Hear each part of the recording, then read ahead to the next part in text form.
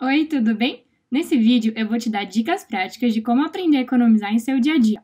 Mas primeiro a gente vai precisar entender o que é e como planejar um orçamento. Todo fim de mês é a mesma coisa. A Clarice faz de tudo para tentar reduzir os seus gastos e fazer o seu pé de meia, mas ela sempre fica com a sensação de que o seu dinheiro evaporou e de que ela gasta mais do que recebe.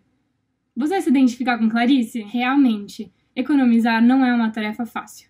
Não é à toa que hoje 59% dos brasileiros se encontram endividados.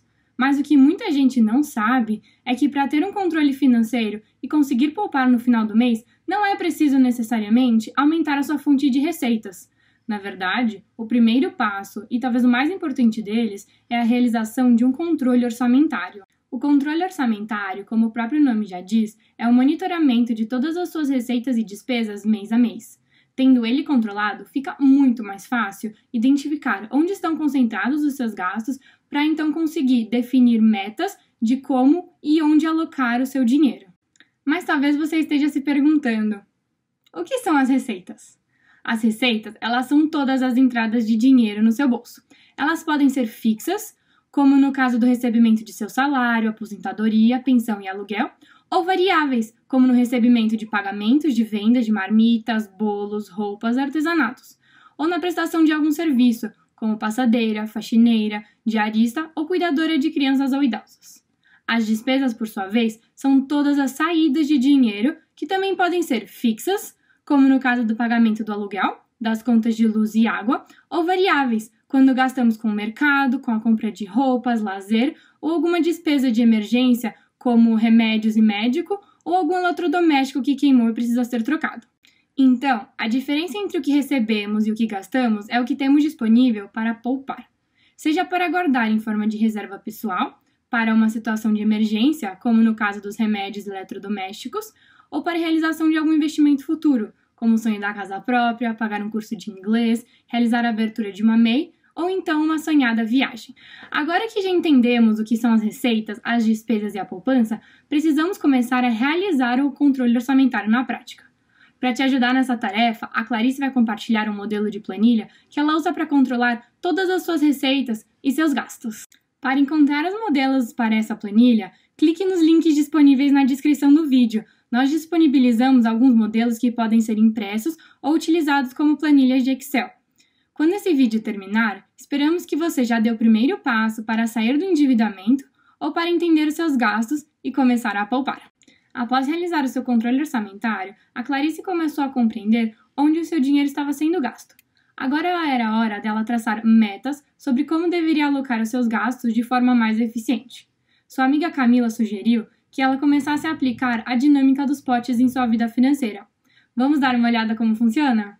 Para te ajudar a ter uma ideia de como distribuir e organizar sua renda mensal, vamos explicar uma dinâmica conhecida como o método dos potes.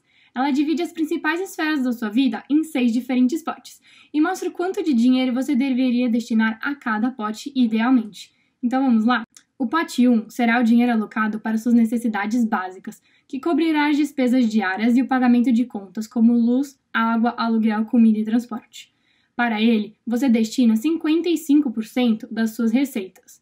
Então, se você ganha R$1.000 por mês, você deveria alocar R$550 para essas despesas, como mostra a continha aqui em cima. O segundo pote é o de lazer e entretenimento. Nele, você deve alocar 10% da sua renda destinada a gastar com coisas que você não compra regularmente, como ingresso de cinema, passeios ou lanchonete. Ou seja, se você recebe os R$1.000 por mês, você deverá gastar R$100 em atividades de lazer. O pote 3 ele é destinado para suas economias, ou seja, uma poupança de longo prazo. E para ele, você também deve destinar 10% de suas receitas. Esse valor deve ser guardado em uma poupança ou alocado em algum tipo de investimento seguro, dos quais falaremos em vídeos mais a seguir. Esse dinheiro guardado tem uma importância grande, pois ele vai te ajudar a ter uma liberdade financeira no futuro. Já no quarto pote, vamos destinar o investimento em educação e crescimento pessoal. Então, mais 10% de sua receita, ou seja, mais R$100, vão ser destinados e usados para comprar livros, fazer cursos e coisas que vão te agregar algum valor no futuro, te tornando uma pessoa e uma profissional melhores. Esse é um investimento em você mesma. O pote 5, ele é o das reservas pessoais, onde 10% do seu dinheiro vai ser poupado e direcionado para compras grandes, como móveis, celular, computador, um carro ou, em um futuro próximo, a sua casa própria. O último pote é destinado para presentes. 5% do seu orçamento, ou seja, R$ 50 mensais, serão guardados para serem utilizados em compra de presentes de aniversário, casamento ou outras ocasiões especiais. Lembrando que esse é um método interessante para te ajudar a ter uma ideia de como fazer a organização de sua renda e que você pode adaptar da forma que achar mais necessário. Por exemplo, se você priorizar mais o pote 1, você terá que abrir mão de uma parte de outro pote para não acabar se endividando. Após utilizar as estratégias do pote, Clarice passou a olhar de uma forma mais criteriosa para o seu orçamento e começou a entender quais eram seus gastos essenciais e quais eram seus gastos supérfluos, aqueles que ela poderia abrir mão para formar a sua poupança. Por exemplo, para Clarice, os gastos essenciais são aqueles adquiridos com alimentação, transporte e com moradia. Só que ela percebeu que estava gastando demais com itens que considerava menos importantes, como, por exemplo, quando ia ao supermercado com fome, escolhia muitos produtos que não se encaixavam na sua lista de compras, como salgadinhos, bolachas e refrigerantes. Outra situação era quando a operadora de telefonia apresentava um pacote novo de dados para Clarice, e lá estava ela trocando seu plano de novo, sem ao menos analisar se realmente valia a pena em relação ao custo versus os benefícios que ele oferecia. No entanto, para compreender e identificar o que é um gasto supérfluo, ou seja, aquele gasto que não é tão necessário, Clarice costuma responder a 3 perguntas essenciais. Será que esse produto vai realmente me fazer falta? Eu consigo substituir esse produto por outro de menor valor? Eu consigo viver sem esse produto? Assim, respondendo essas 3 perguntas, a Clarice conseguiu entender, dentro do seu orçamento, como diminuir as suas despesas. Depois que Clarice começou a controlar o seu orçamento, identificar quais eram seus gastos essenciais e supérfluos e a utilizar a dinâmica dos potes, ela desenvolveu um profundo interesse em conhecer algumas ferramentas de análise de custos. Por exemplo, Clarice passou a ver quantas horas ela precisaria trabalhar para comprar um determinado produto, por exemplo, uma geladeira.